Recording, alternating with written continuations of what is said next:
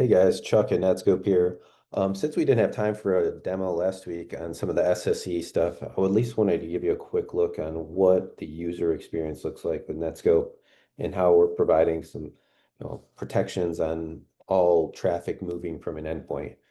So you see here with my Windows machine that I'm running, that I've got all the Netscope services on. So looking at all outbound web, any private application access I could provide, internal access, and then even endpoint DLP with flash drives, file shares, printing, etc.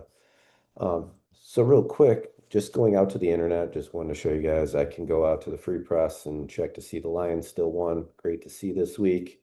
But if my users start to go out to some risky sites, categories like gambling, I can quickly prompt them with a block page and it's customized so they know exactly what they're doing incorrectly. From there, we talked a lot the other day about being able to intercept and decrypt Microsoft traffic. So one of the use cases, we start to dig into here is validating that number one, I am decrypting that traffic and seeing a certificate coming from Netskope. So really do that man in the middle type of approach. But if I have my user working out in this instance and I go ask, what's the weather today? This gives us the ability to start coaching users and prompting them on instances or subscriptions of not only Microsoft, but other SaaS applications as well. So you can see that I can pick out this instance that I signed up with my credit card and block a user from submitting prompts on that subscription. I can also extend this to something like OneDrive or, like I mentioned, other SaaS applications as well, based on that instance identifier. So if my user was trying to upload some data to this uncontrolled subscription, I can stop them and that data doesn't leave our organization.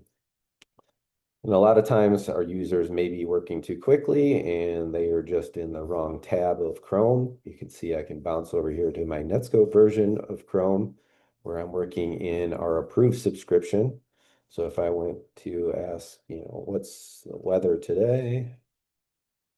I should get this prompt through and get a response about the weather here at home in Grosse Ile today, which is nice and chilly. So you can see that gets through. If I went over to my instance of OneDrive that I should be working in, uploaded Chuck's personal document again, boom, I should be able to hit replace here and get that file up there where I need to see it. Boom. So those subscription controls seem so important in organizations these days. We think that's a huge differentiator for ourselves in the marketplace to be able to provide that for our customers. So to extend that on, we talked a little bit about DLP and things, above and beyond just the access control. So if we wanted to put a DLP rule in place for inline traffic or controlling things going to flash drives, we can also extend that here with something like Copilot. And if we put a bunch of personal information in here, and maybe this user was, make some mail labels, trying to get some information out to our customers. Let's see what comes back. So quickly, I can identify that this is sensitive data, and I'm going to coach my user before they do something incorrectly. Most cases, Big Brother pops up a message like this, and we're going to get people to hit stop. On another interesting use case, you guys talked a lot about the ability to do some, classification and identifying data at rest out in your repositories. And so we've got certain files out here. This personal doc and this tag doc are exactly the same thing when you look at the content of the file. The difference is this personal document does not have a classification tag on it, but the second one that says tag doc does have a tag doc that says internal. So if I went to my repository here on OneDrive and try to upload that second file, you already saw that I could upload the personal document. When I try to upload this second file, because it has this tag on it, I'm not going to allow this to go out to the internet. I want to keep that in our internal repositories. We're not going to let this go out to the web. So that's reading the metadata of the file, seeing internal, and blocking it before a user can upload it. So that's what we think is really crucial, be able to not only identify that sensitive data and classify it with a tag, but also enforce that tag with your inline enforcement tools. So real quick to go back into the console, I'll show you guys real quick kind of what that looks like from a logging perspective. Number one, not only web traffic we'll see, but we'll also see outbound traffic like DNS.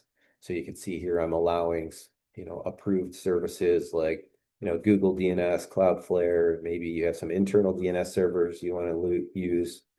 But then once we start to dig into the cloud applications, we could see some of that activity that I was doing out in Copilot. And I could see an instance here of Netskope. I can see that bad instance of YC, YBH.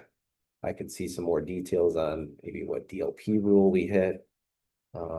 Identifying that it was the Netskope instance of Copilot. A lot of the network details that you'd want to see as an investigation starts. Hopefully this helps today, give you guys a brief look into the user experience. If you got any questions, you want to dig a little deeper, please reach out.